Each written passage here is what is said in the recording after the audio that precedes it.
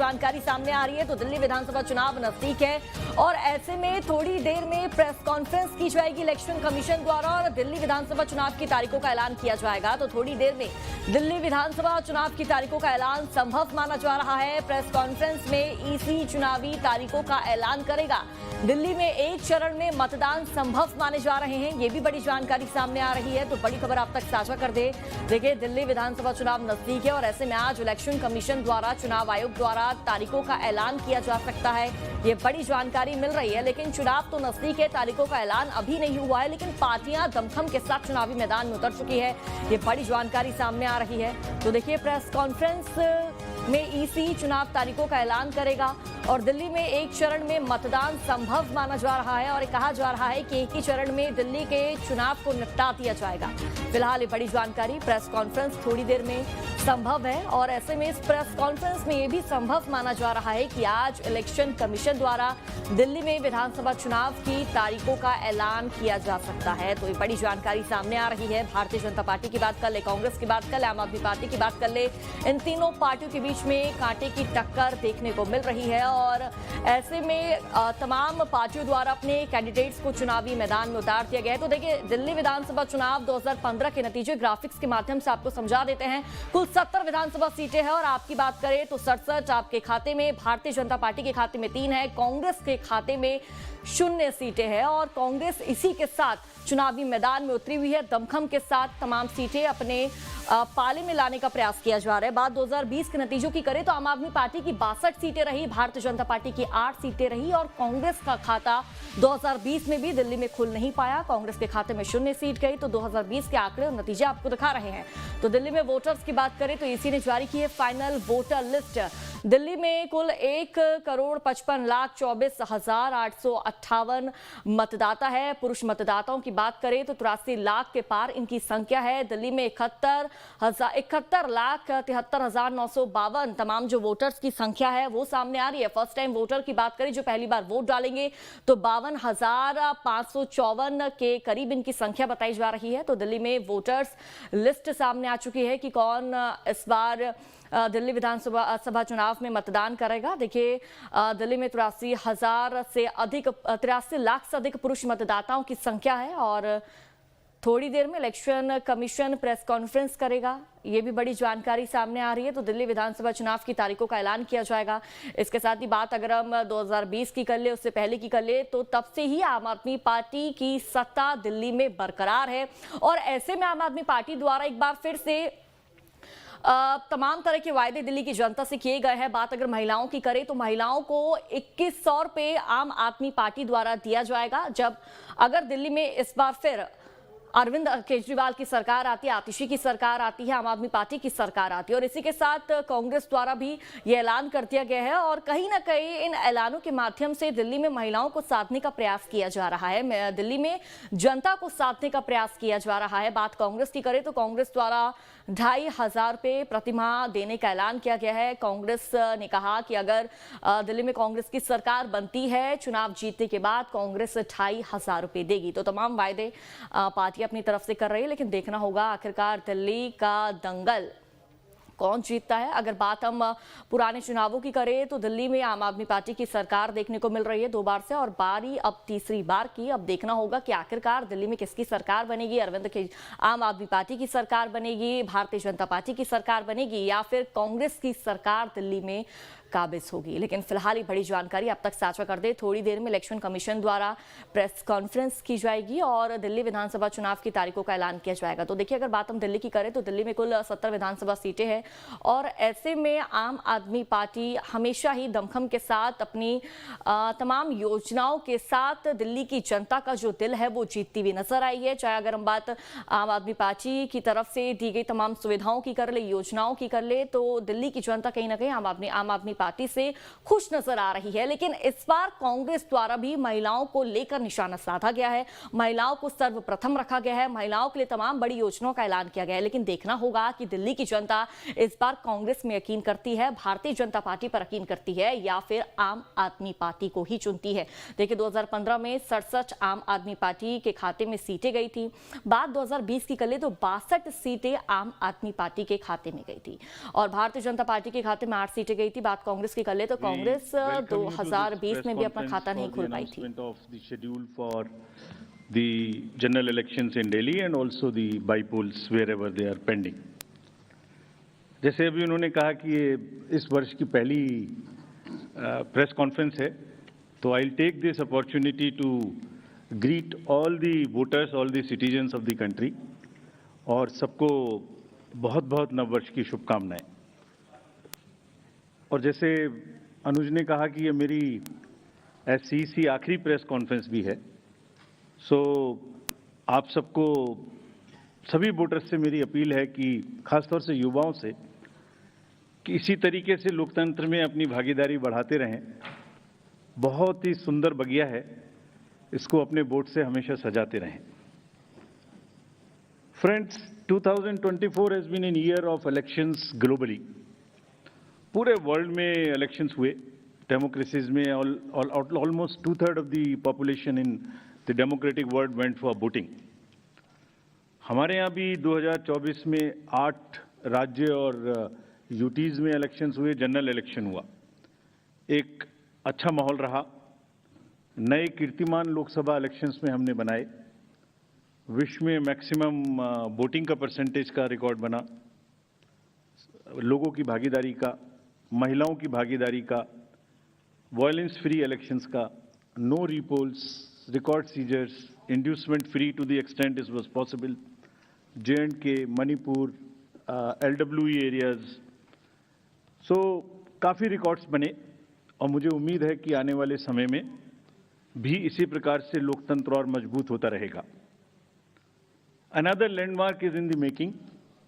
आज कल हमारी इलेक्टोरल रोल्स रिलीज हुई।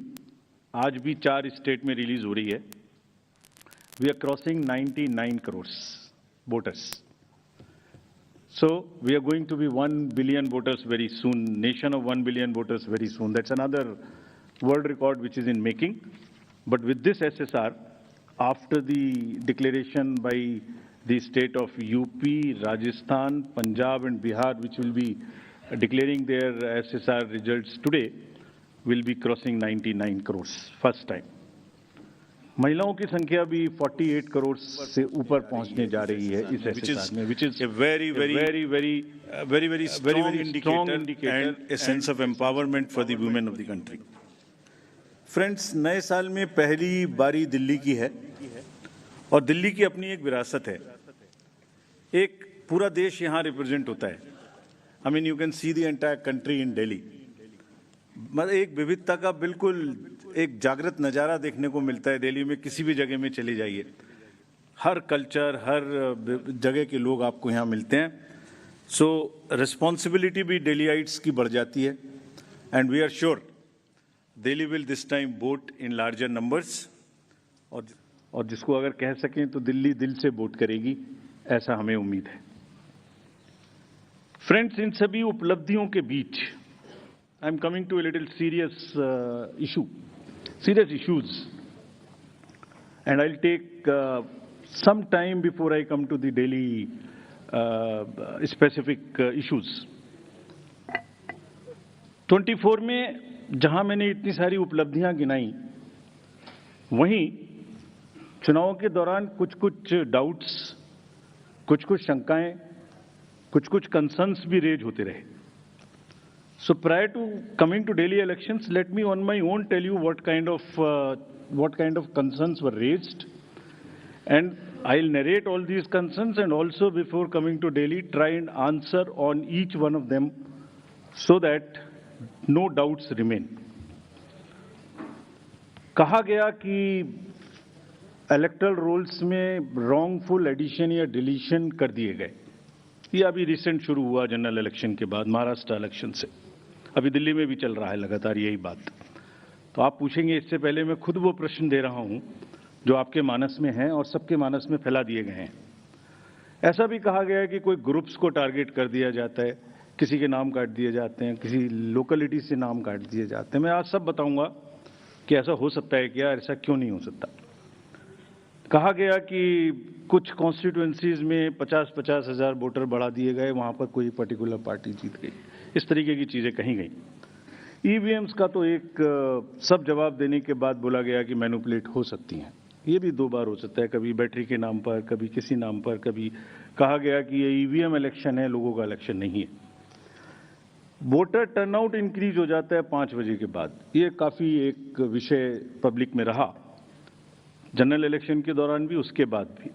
कैसे 5 बजे के बाद बढ़ सकता है, कहाँ बढ़ गया, कौन सी 5 बजे से 10 बजे तक के बीच में कतारों में, लाइनों में लोग खड़े हुए थे, हमें वीडियो दिखाइए। इस तरीके के प्रश्न पूछे गए, जिसके उत्तर मैं आज देना चाहता हूं before going to Delhi election.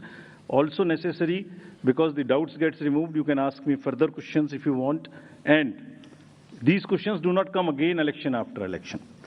Voters में मिसमैच हो गया, जितने वोट पड़े थे वो बढ़ा दिए गए। पहली बात तो ये था वोटर टर्नआउट में, चलिए बढ़ा दिए। उसके बाद काउंटिंग में मिसमैच हो गया, कहीं कम गिन लिए, कहीं ज़्यादा गिन लिए, ये भी मुद्दे उठे। काउंटिंग को स्लो डाउन कर दिया गया। अभी एक नया मुद्दा उठा है कि हमने कोई रूल चेंज कर दिए हैं जिससे बहुत बड़ी ट्रांसपेरेंसी खत्म हो गई है। So all these questions are actually, अगर एक बहुत बड़ी पिक्चर आपको मैं दिखाऊं तो 10.5 लाख बूथ हैं कंट्री में। हर बूथ पर 4 से 5 पोलिंग ऑफिशियल्स होते हैं, तो उनका नंबर हो गया 10.5 इंटू 4 भी कर लें तो करीब करीब 45-50 लाख लोग हैं।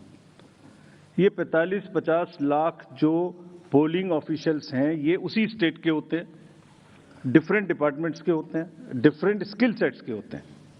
एंड चुनाव से बूथ पे पहुंचने के 2 days 3 days before they are randomised in front of the candidates and teams are formed. So they meet first time 2-3 days. So there cannot be, ऐसा लगता है कि जैसे 40-45 लोग कोई कॉन्स्पिरेसी या कोई गलती गड़बड़ करने के लिए बैठे हुए हैं, इतने सारे क्वेश्चंस देख के बड़ा पेन होता है इनको, because they are at the receiving end. So I will explain how this is not possible or what is the answer to this. I'll attempt answers to all these questions, and it is our duty. Actually, right to question is inbuilt in democracy. It's an inherent right. We respect this. We respect this right. We feel that question करना और उसका जवाब देना हमारी जिम्मेदारी है। तो आज इन सभी सवालों की पूरी इज्जत रखते हुए हम इनका जवाब देंगे 1 by 1। और अगर इसको मैं कुछ शायराना अंदाज में कह सकता तो ऐसे कहता, सब सवाल अहमियत रखते हैं, जवाब तो बनता है। सब सवाल अहमियत रखते हैं, जवाब तो बनता है। आदतन कलम बंद जवाब देते रहे, आज रूबरू भी बनता है। क्या पता कल हम हो ना हो, आज जवाब तो बनता है, आज जवाब तो बनता है। तो friends, before giving you answer, एक पूरी पिक्चर दिखाता हूं आपको। ये स्लाइड देखिए और इसको अपने मानस में थोड़ा बसाइए। अभी अनुज ने कहा कि पिछले 2020 से 30 स्टेट्स के इलेक्शन हुए हैं। 15 स्टेट्स में different parties are the biggest parties. This is the beauty of Indian elections and the democracy. आप देखिए 2020 से स्टेट बाय स्टेट हमने दिखाया। This we are putting on social media. जैसे मैं आपसे बात कर रहा हूं तो आपके ग्रुप में ही आ जाएगा, slide bye slide it is being transmitted.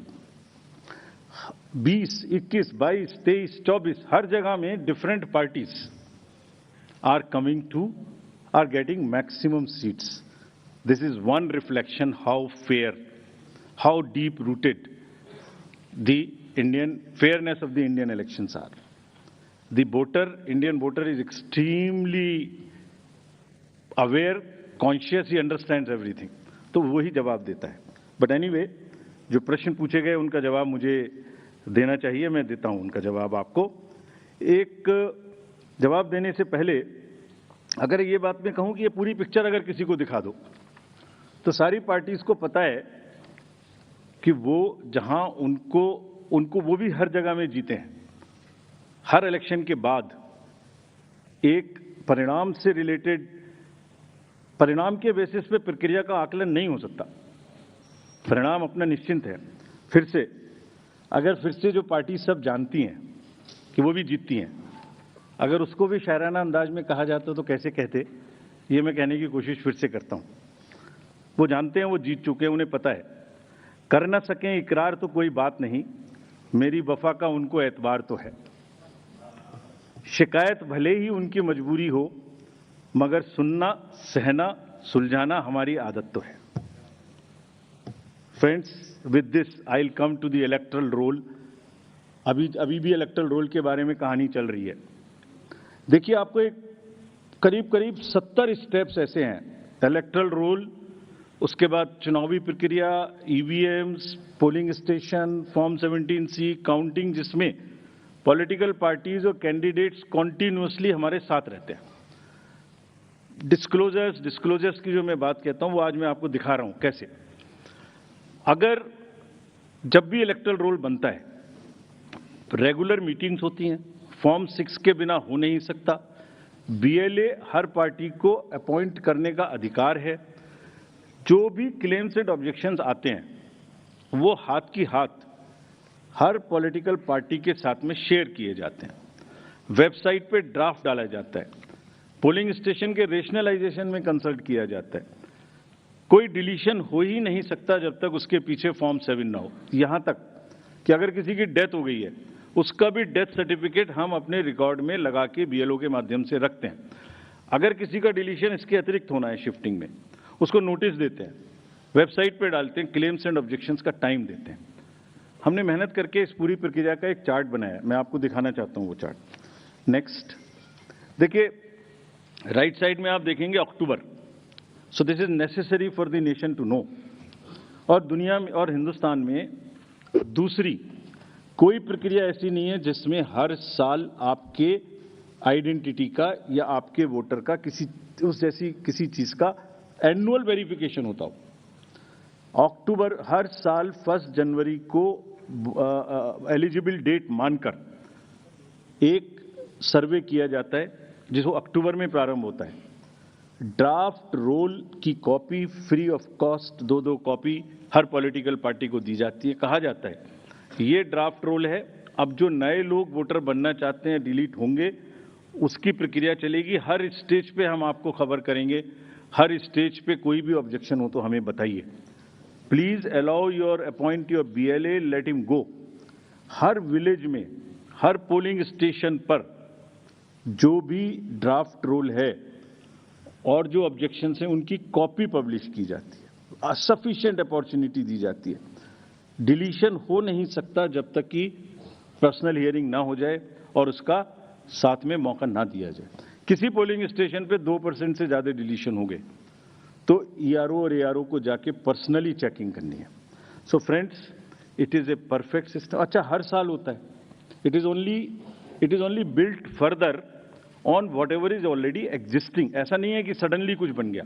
और आप सोच के देखिए, जहां एक वोट की लड़ाई होती है, वहां पर किसी पोलिंग स्टेशन से या किसी कॉन्स्टिट्यूएंसी से आप लगातार 10,000, 20,000, 50,000 जैसे बोल दिया जाता है, सडनली ऐसे नाम काट दीजिए, तो वहां तो क्या सिचुएशन होने वाली है आप सब लोग जानते हैं। और दूसरी बात, अगर किसी वजह से मान लिया 1% हो गया, तो जब आज 5 जनवरी से लेके अक्टूबर तक का टाइम है, उसके बीच में फॉर्म्स क्यों नहीं भरे जाते कि ये डिलीट कर दिया जाए या इसको नया जोड़ दिया जाए। Only at the time of elections, when it is happening in that particular state, these kind of issues are raised. These is absolutely impossible. किसी बीएलओ के द्वारा अगर कोई भी 1-2 नाम इधर उधर हो गया, उसको करेक्ट करने के सफिशिएंट मौके हैं। और अगर ऐसी सूचना कोई हमारे सामने आती है तो we'll take action also against them. After explaining SSR, I'll come to the EVMs. बहुत बार EVMs के बारे में हम लोग बात कर चुके हैं, लेकिन आज मैं फिर से ये सब एक पब्लिक डोमेन में डालना चाहता हूं, ताकि ये अभी अब स्लाइड्स भी आपको ये वाली सब हाथ की हाथ सोशल मीडिया पर भेजी जा रही हैं। Let me explain this properly again, क्योंकि इतने डाउट्स क्रिएट करने की कोशिश हुई है कि पब्लिक को पता लग जाना चाहिए एक बार। चुनाव की तारीख से 7 या 8 दिन पहले ईवीएम्स को कमीशन किया जाता है, उसमें सिंबल डाले जाते हैं, वो एजेंट के सामने डाले जाते हैं। उसके बाद में उसको मॉकपोल करने की छूट होती है। वो उसी दिन मॉकपोल करके देख लें सिंबल ठीक पड़ गए, उसी दिन उसमें नई बैटरी डाली जाती है, उसी दिन वो बैटरी सबके सामने में सील होती है। उसके बाद उसको उठा के ईवीएम्स को स्ट्रांग रूम में जमा किया जाता है, उन्हीं के सामने सील लगाई जाती है। उसके बाद में जिस दिन पोलिंग डे होगा उस दिन सील उनके सामने तोड़ी जाती है and they are allowed to remain at the strong room.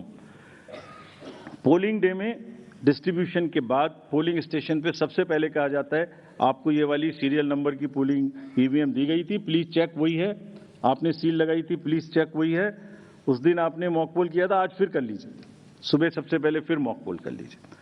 Polling agent is inside the polling station. शाम को वो दिन भर रिकॉर्ड रखते हैं कौन आया कौन गया। शाम को पोल खत्म होने से पहले, पोलिंग स्टेशन छोड़ने से पहले form 17C account of votes, किसमें कितने वोट पड़े इसकी संख्या उनको दे दी जाती है। I will cover this point again when I come to VTR. EVMs को वापस स्टोर रूम में लाया गया, फिर उनके सामने ताला लगाया गया, फिर काउंटिंग के दिन आए, फिर कहा भाई काउंटिंग में फिर देख लो वही मशीन है, फिर सील चेक कर लो। उसके बाद में फॉर्म 17C से मिला लो, अगर 17C से काउंट मिलेगा तभी काउंटिंग प्रोसीड करेगी। तो पोलिंग स्टेशन छोड़ने से पहले आपके हाथ में 17C दे दिया, काउंटिंग से पहले फिर मैच करके आपको दिखा दिया। उसके बाद 5 रैंडमली सेलेक्टेड वीवीपैट्स की गिनती भी कर ली। ये नेक्स्ट सारी चीजों को बहुत बार चैलेंज किया गया। देखिए, मैंने पिछली बार भी एक किताब आपको दिखाई थी जो हमने बनाई है, वेबसाइट पे डाली है, आज फिर दिखाता हूं। माननीय हाई कोर्ट और सुप्रीम कोर्ट ने क्या कहा है। उन्होंने कहा है कि ईवीएम हैक हो ही नहीं सकती। There is no evidence of unreliability or any drawback in the EVM. I am circulating it, please see the details are there in the court orders. Court orders are here compiled, they are on our website. There is no question of introducing virus or bug in the EVM. There is no question of invalid votes in the EVM. No rigging is possible. High Court and Supreme Court is saying continuously in different judgments which are here. No alteration in results is possible by activating a Trojan horse or a virus. Evidence inspires confidence of the court that they are tamper-proof. What else can be said? EVMs are foolproof devices for counting. Allegations of tampering are baseless. We are not saying. We are speaking now because we don't speak when elections are on. And I want to clarify this so that it remains. Questions are not asked. When asked, at least you are all equipped to check them before writing. Invention is undoubtedly a great achievement and national pride. EVM with VVPAT system ensures accuracy of voting system. ECI has successfully held free and fair elections. Lowering down of the image and prestige of the constitutional body cannot be allowed. On paper ballots, return to outdated paper ballot system is unwarranted, regressive. This is aimed at derailing the electoral process. What else can be said? Friends, everything is in the form of an FAQ available. We have uploaded, we have conveyed to from wherever these questions have come. Please refer to them. Now, let me come to the voter turnout. ये basic question हमसे पूछे गए। शाम 5 बजे के बाद अचानक से 8-10%, शाम 11 बजे तक कैसे बढ़ सकते? उसी दिन की बात हो रही है, नेक्स्ट डे की बात नहीं हो रही। On the day of polling crore vote बढ़ा दिए गए। शाम 5 से 6 बजे के बीच बताइए कि लंबी लंबी कतारें कहाँ थी, हमें सीसीटीवी दिखाइए। इस तरह के प्रश्न हमसे पूछे गए। अभी आपको याद होगा कि it's a misconceived narrative. I will explain how it is a misconceived narrative. एक ग्लोबल एक्सपर्ट हैं आईटी के, जब हमारा चुनाव चल रहा था तो उन्होंने कहा था ईवीएम्स कैन बी हैक्ड। सब आप लोगों ने देखा होगा। अरे भाई, वहाँ ईवीएम होती ही नहीं है। There are electronic voting mechanisms, they are called. They are not EVMs. There are electronic machines which do voting from different times. वो रीडर्स होते हैं, वो होते हैं। उसके बाद भी यहाँ हल्ला हो गया, खूब चला सोशल मीडिया में कि वो बोल रहे हैं कि ईवीएम हैक हो सकती है। अभी क्या कहा सेम एक्सपर्ट ने कि हमें तो लगे 1 महीना 1.5 महीना काउंटिंग करने में, इंडिया में तो 1 दिन में काउंटिंग हो जाती है। We just follow the narratives which are